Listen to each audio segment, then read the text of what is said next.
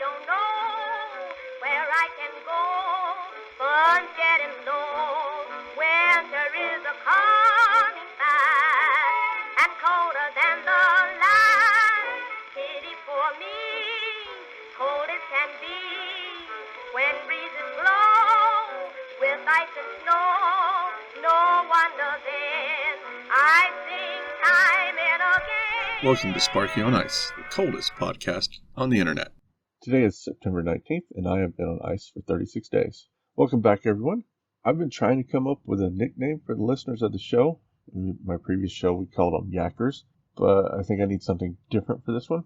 Icebergs doesn't quite fit, neither does Ice Fans. Anyway, I'll keep working on it, and let me know what you think about that, and we'll see how it goes. On with the show. I've decided that for the time being, I will be doing a bi-weekly show. Finding time to do a weekly show and everything else here feels like it's just too demanding, and maybe why I tend to fizzle out halfway through my season. And time is strange here. It feels like I would have a ton of free time to get things done, but once I actually get into doing those things, it seems like there's just not enough actual time to do them. I mean, I procrastinate a little bit, but it really shouldn't be the issue. I guess it's just hard to explain. Kind of like when you go on vacation and have all these grand plans of things you're going to see and things you're going to do, but somehow you spend half your time in the hotel room watching TV. I don't know. That's kind of how it feels. All I can do is keep with the things I want to do and see how they all turn out. Speaking of things I want to do, I am working on a new microphone solution, but that will have to wait until the mail starts showing so I can get it all working.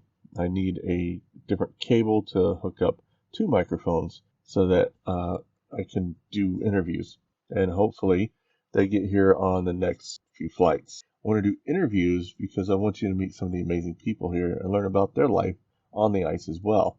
We'll see how that pans out in the next few weeks as flights start coming in. Things have really been ramping up here in the station. Nearly all the dorms are de-winterized and ready for the summer folks to show up. We did have a few hiccups, but I am working them out, or we are working them out. One was a troublesome heat trace alarm. This one actually had been a problem since last year, but it hadn't shown up until we put water into one of the buildings and they had a leak. The leak ran into the utility corridor in one of the junction boxes for the heat trace, ended up underwater, causing a short. So we had to bail out the water and dry out the connections so we could turn it back on. We figured he had it fixed for now and would raise the box when everything thaws out, but 2 days later, the water froze and, well, water expands when it freezes, and it encased the box, shorting it out again. After a few hours of working, we managed to free the box, but we knew it would just do it again, so we decided to bypass the box and the next one that was dry. And like usual, it got cold and windy for that part of the operation. Apparently, Con2 is the perfect weather to work on heat trace. But we persevered, we got the fix in place, and no alarms on that one since. This week, we also was the week to put in the aquarium pumps so they can do science on the ocean life. These are not the pumps you're thinking of. These are 15 horsepower submersible pumps that go into a 30-foot deep hole in the ice so we can pump fresh seawater 1,200 feet uphill to the aquarium. These pumps move 230 gallons per minute and are beefy. They weigh about 75 pounds each, and the pipe connections are at least that, if not more. And we had a few problems as soon as we started working on these things. First, I find out they ordered new pumps and that they arrived on the last flight. Well, this was brand new information for me, so we got them delivered to the aquarium, and we find out the pipe connections are not compatible with the existing plumbing connections, so they will have to create something new to make it work. Then we unroll the cables and find out they're about half as long as they need to be. And you know what? I don't have any of that cable on station. So with these two problems, it was decided to keep using the old ones and get the right fittings and cables sent down next year. In order to put these pumps in, we have to use a crane to drop them straight down a hole that is just barely big enough for the pumps. There are also two pumps already in that hole, which supply our town water system. And normally this part goes pretty good, but not so much this time. When we went to test the cables, we discovered the ground cable was no longer making a connection on the second pump. How do we know, you ask? Well, during the pre-install, we send 500 volts along those wires, make sure the insulation is intact. There's always a minute amount of induction on the other cables via the ground. Well, this time we were not able to get that induction reading at all. That meant either the entire cable had come loose or broken, or something else was wrong. But I remembered that the ground on this pump was routed separately, and knew that we should get an ohm reading on the other 3 wires through the motor if they are still intact. So we did a continuity test, and they were still connected, which left the only possibility that the ground is broken. Not that it really matters that we figured that out. We still have to pull both pumps out to fix it. And I think that'll be a story for the next episode. But it gets even better for this week. While we were working on the pumps, one of the water pipes for the main building in 155 broke. We had to split the team in order to disconnect the heat trace and reroute it to replace the pipes. We put junction boxes on the ends of the repair and are waiting for Monday to get everything finished. Yet another story for another episode. Yeah, this one made quite the mess. There was a lot of water and there's a giant hill of ice underneath the pipes now. It's great. But it's not all hard work and fixing things around here. I had a great karaoke night. I sang a few low-key songs just to get back into the groove. I did a really good Hurt and Ring of Fire by Johnny Cash. It seems that his style is conducive to my inability to sing, so it works out. And everyone really loves karaoke. I think it is one of the most popular regular events on station, except for trivia, which I also did within the past week. I spent a fair amount of time on this one since it's my first one for the year. I called it Word Crimes, and the categories were all plays on words. Like, the first category was called Ice Cream, and it was naming pictures of ice cream.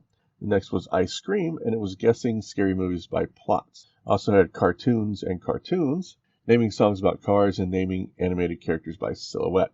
I really enjoyed doing this part of trivia, and I get a lot of compliments on the quality and entertainment value of my trivia.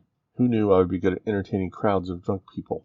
I mean, I've always had a thing for public speaking, but I never saw myself doing any of this 10 years ago. And the weather is getting nicer for the most part. The sun is out for more and more of the day. We are only a few weeks away from the last sunset of summer. It's nice having day and night for a while, even though the time changes about a half hour longer and shorter every day. I did take my first hike down to Hut Point. It's just over a half mile there and then, a half mile back. But it's perfect for me right now. I have a goal of making it to the top of Observation Hill by the end of summer. That's a real climb and will probably take me an hour or so to do. I've never made the climb in any of my 3 seasons, so this is a really big goal for me. And I guess that's really all the updates I have for now. So let's get into the history section. After the conquest of the South Pole by Amundsen, who by narrow margins only was in advance of the British expedition under Scott, there remained but one great main object of Antarctic journeying, the crossing of the South Polar Continent from sea to sea. Ernest Shackleton. So this week we're going to talk about Ernest Shackleton's ill-fated 1915 Trans-Antarctic expedition. The goal was rather ambitious, considering that only 10 men had ever stood at the South Pole, and 5 of those had died on the way back. The story would unfold was to be beyond any expectations and completely different to that planned. It is quite simply one of the most incredible adventure stories of all time, remarkable even for the era that already had far more than its fair share of incredible tales of heroism, fortitude, and face of hardship. The intention was to cross the Antarctic continent from one coast to the other via the South Pole. However, the main expedition never set foot on continental Antarctica. The expedition managed to survive the loss of their ship in the middle of Antarctic pack ice at a time when there was no chance of contacting the outside world, let alone being rescued. Shackleton began planning his next journey to Antarctica almost as soon as he returned from the Nimrod expedition of 1907-1909. He felt certain that others would soon succeed in reaching the South Pole where he had failed, having come close, and so looked to the next goal. This he took as being the crossing of the Antarctic continent from coast to coast via the South Pole, a distance of 1,800 miles, certainly a long way, but not much further than the journey to the pole and back. He planned to set out from the Weddell Sea region to the south of South America, across a completely unexplored region of Antarctica, to the pole, and then to the Ross Sea, McMurdo Sound, to the south of New Zealand. Typically such trips, the attention-grabbing exploratory part of the expedition, was but a small part of the whole. Other scientific and exploratory sledging trips were planned for the parties setting out from the main base, as well as another party who were to remain at the base and carry out a variety of scientific work. Another group of men would be required to set out from the Ross Sea region and lay depots for the Trans-Antarctic Party to use on their journey to the coast from the pole. They would be on a second ship. The ship used for the journey to the Weddell Sea was a newly constructed in a Norwegian shipyard and had been intended for tourist cruises to the Arctic. She was the Endurance. The ship to take the Ross Sea Party was the Aurora, purchased from Douglas Mawson and used by his 1911-1914 Antarctic expedition. The expedition was inundated with applications from volunteers to join, despite the tragic end of Robert Scott and his team after reaching the South Pole only 2 years before. Funding became a problem, and so Shackleton found himself recruiting and preparing for the departure of the Endurance, while also desperately struggling for funds that, if not found, might result in the expedition not taking place at all. Eventually, however, funding was obtained, and towards the end of July 1914, preparations were almost complete.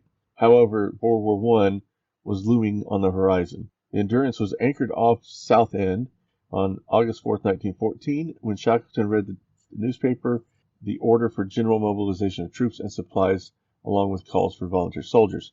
He immediately returned to the ship, gathered all hands, and told him that he would send a telegram the Admiralty offering the ship's stores and services to the country in the event of war breaking out. Within an hour after sending the telegram, Shackleton received a reply from the Admiralty with a single word, "Proceed." Within 2 hours, another arrived from Winston Churchill, in which he thanked them for their offer, but desired that the expedition go on. That night, at midnight, war broke out.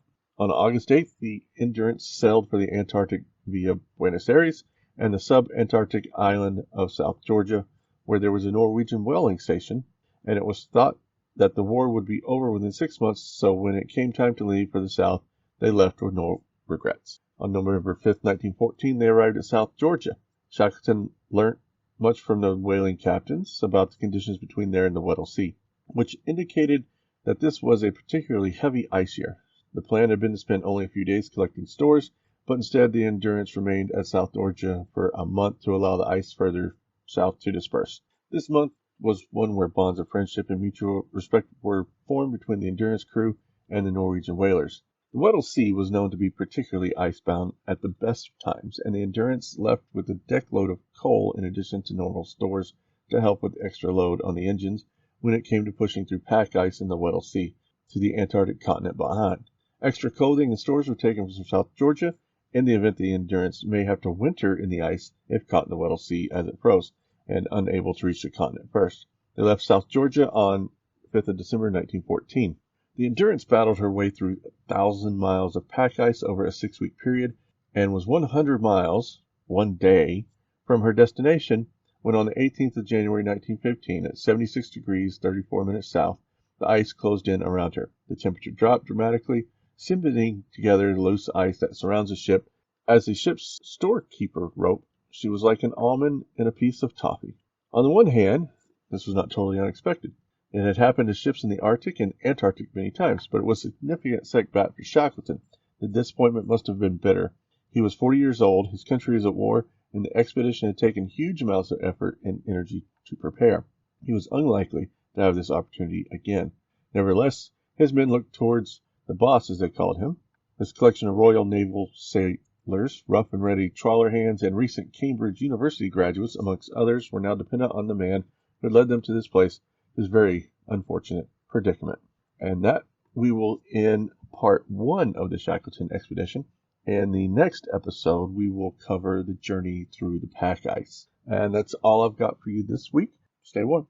If you have any questions, you can contact me on Twitter or Facebook at SparkyOnIce or an email podcast@sparkyonice.xyz. The music used in this podcast is Cold Winter Blues by Lucille Hegeman and the Dixie Daisies and is used under public domain.